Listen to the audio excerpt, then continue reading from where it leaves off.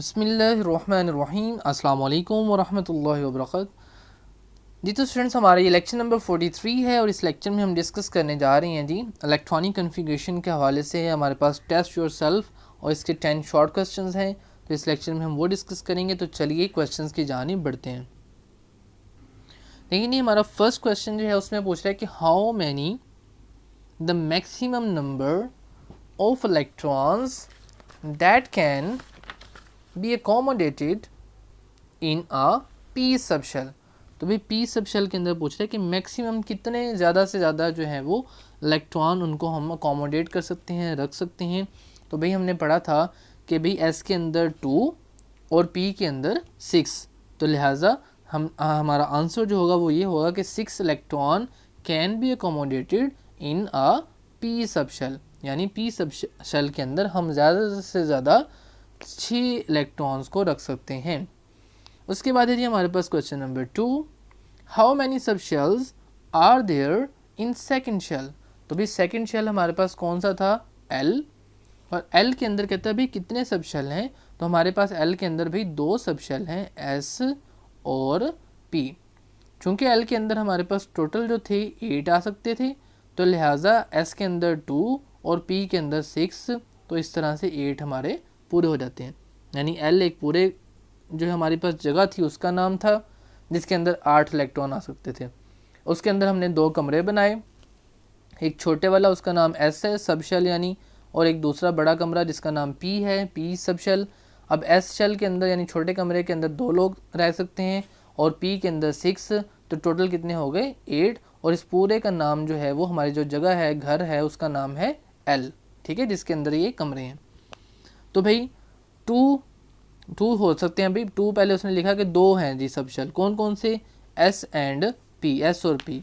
सब shells are there in second shell, तो second shell के अंदर हमारे पास 2 सब शेल्स हैं, ठीक हो गया, एस है और पी है। उसके बाद थर्ड हमारा जो क्वेश्चन है वो ये है कि why does an electron first fill 2p orbital and then 3s orbital. तो कहता है भाई क्या वजह है कि पहले वो 2p फिल कर रहा है फिर 3s फिल कर रहा है। तो उससे पहले कि हम ये वाला इसका आंसर पढ़ें, हमें पता है कि भाई ये जो 2p है ये किसका सब शेल है, l का, ठीक है। ये 2p किसका सब शेल है, l का। क्यों, क्योंकि l का जो हमारे पास n है, नंबर है शेल्स के हिसाब से, k का पहला l का दूसरा। तो 2p से मुराद है कि हमारे पास l शेल का ये सब शेल है।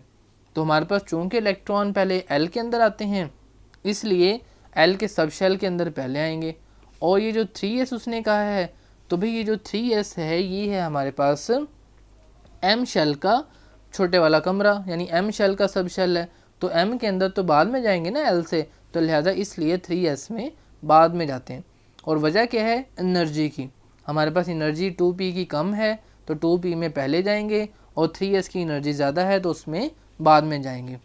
तो यही वो बता रहा है कि भाई electron first fill 2p orbital then 3s because the energy of 2p orbital is less than 3s। तो कह रहे हैं कि इलेक्ट्रॉन हमारे पहले 2p को फिल करेंगे ऑर्बिटल को, ठीक है, 2p सब शेल को, सब शेल इधर लिख लेना है कि भाई 2p सब शेल को, और फिर उसके बाद 3s सब शेल को करेंगे क्योंकि हमारे पास 2p की जो एनर्जी है वो कम है और 3s की एनर्जी ज़्यादा है। उसके बाद है भाई हमारे पास नेक्स्ट क्वेश्चन, क्वेश्चन नंबर 4।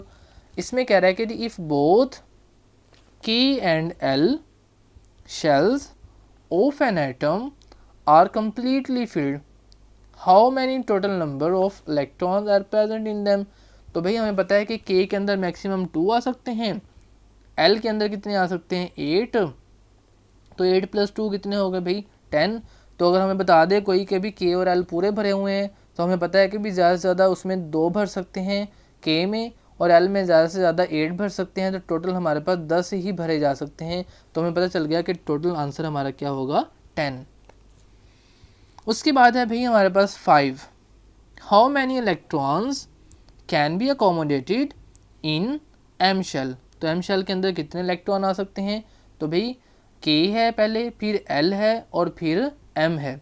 तो m का मैंने बताया हुआ था, पहले भी हम कर चुके हैं कि 2n² फार्मूला है, n हमारे पास जो है वो तीसरा है, तो n की जगह पे जब 3 पुट करेंगे तो 3 का स्क्वायर लेंगे तो वो कितना आ जाएगा 9, और 9 को जब 2 से मल्टीप्लाई करेंगे तो आंसर कितना आ जाएगा 18।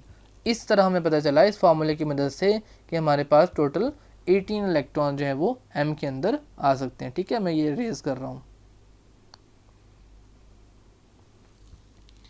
उसके बाद है जी, हमने यही लिखा आंसर कि 18 electron can be accommodated in M shell. Urdu में आप लिखेंगे कि 18 इलेक्ट्रॉन एम शेल के अंदर रख सकते हैं हम। उसके बाद है जी question number 6, what is the electronic configuration of a hydrogen atom. हमारे पास कहते हैं कि हाइड्रोजन एटम की इलेक्ट्रॉनिक कन्फिग्रेशन क्या होगी।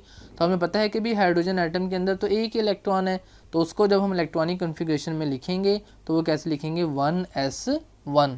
ठीक है, एक इलेक्ट्रॉन था वो भी पहले के शेल के सब शेल, जो एक ही कमरा उसके अंदर छोटा सा होता है के अंदर। ठीक है, तो वो जगह ही छोटी सी होती है, एक ही कमरा बनता है, एक ही सब शेल होता है उसका, तो लिहाजा एस के अंदर 1 आ गया। उसके बाद है भाई क्वेश्चन नंबर हमारा 7, what is the atomic number of phosphorus, write down it's electronic configuration. कहते हैं भी फास्फोरस का आपने एटॉमिक नंबर बताना है और उसकी इलेक्ट्रॉनिक कन्फिग्रेशन बतानी है। तो भैया एटॉमिक नंबर पता होगा तो ही हम इलेक्ट्रॉनिक कन्फिग्रेशन करेंगे ना, तो लिहाजा आपने फर्स्ट 18 बल्कि 20 एलिमेंट्स के नेम, उनके सिंबल्स, उनके एटॉमिक नंबर, ये आपको फिंगर टिप्स के ऊपर याद होने चाहिए। ठीक है, फिर ही आपसे इस तरह के क्वेश्चन टैकल होंगे, वरना जो है वो नहीं हो सकेंगे। तो भी एटॉमिक नंबर 15 है होता, ये याद होना चाहिए आपको। तो फिर इलेक्ट्रॉनिक कन्फिग्रेशन हम पहले भी पढ़ चुके हैं इससे पिछले लेक्चर में कि भी 1s2, 2s2, 2p6, 3s2 और 3p3। टोटल आप ऐड कर लेंगे इनको तो आपके पास आंसर कितना आ जाएगा 15। ठीक हो गया। उसके बाद है जी हमारे पास question number 8, if an element has atomic number 13। कहते हैं कि एक एलिमेंट है उसका एटॉमिक नंबर 13 है, एंड एटॉमिक मास 27 और उसका एटॉमिक मास 27 है, how many electrons are there in each atom of that element. कभी उस एलिमेंट के अंदर कितने इलेक्ट्रॉन होंगे। तो हमें पता है कि भी जितना एटॉमिक नंबर होता है उतने ही उसके अंदर इलेक्ट्रॉन होते हैं, तो हम सीधा सीधा लिख देंगे कि भी number of electron is equal to 13 because number of electron is equal to its atomic number, कि भी उसके अंदर जितने एटॉमिक नंबर होगा उतने ही इलेक्ट्रॉन होते हैं, लिहाजा 13 इलेक्ट्रॉन होंगे। उसके बाद है जी हमारे पास 9 question number, how many electrons will be in M shell, कि भी एम शेल के अंदर कितने इलेक्ट्रॉन होंगे। कौन सा एम शेल भाई, of an atom having atomic number 15, जिसका एटॉमिक नंबर 15 है हमारे पास, उसके एम शेल के अंदर कितने होंगे इलेक्ट्रॉन्स। तो भी सिंपल सी बात है, पहले के में जाएंगे, फिर किस में जाएंगे एल में जाएंगे, और फिर किस में जाएंगे हमारे पास एम के अंदर जाएंगे। तो इट मीन्स के के अंदर 2, एल के अंदर हमारे पास 8, 10 हो गए, और बाकी बचा m, तो हमें m के अंदर कितने जाएंगे जी 5। ठीक है, तो भी number of electrons in m of an atom having atomic number 15 is 5। तो भी हमारे पास ऐसा एटॉमिक नंबर जिसका 15 होगा उसके m शेल के अंदर हमारे पास 5 इलेक्ट्रॉन होंगे, 5 इलेक्ट्रॉन होंगे। कैसे, पहले 2 फिल होंगे तो 10 पूरे हो जाएंगे, बाकी 5 बचेंगे तो वो किसके अंदर आ जाएंगे आपके पास m के अंदर आ जाएंगे। ठीक हो गया। उसके बाद है जी हमारा last question, what is the maximum capacity of a shell. ये शेल की मैक्सिमम कैपेसिटी कैसे मालूम होती है। तो भाई हमें फार्मूला पता है 2n²। तो भी the maximum capacity of a shell can be determined by the formula 2n²।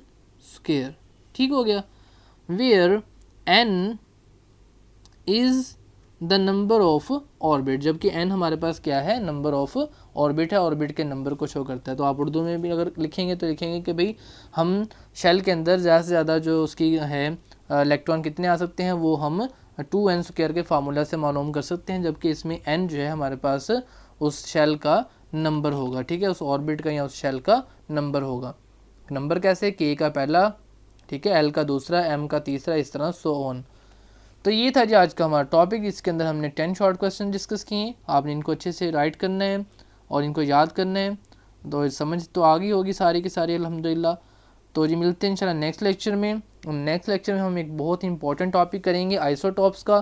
तो मिलते हैं जी नेक्स्ट लेक्चर में, तब तक के लिए अल्लाह हाफिज़, अल्लाह निगहबान, अस्सलाम वालेकुम व रहमतुल्लाहि व बरकातुहू।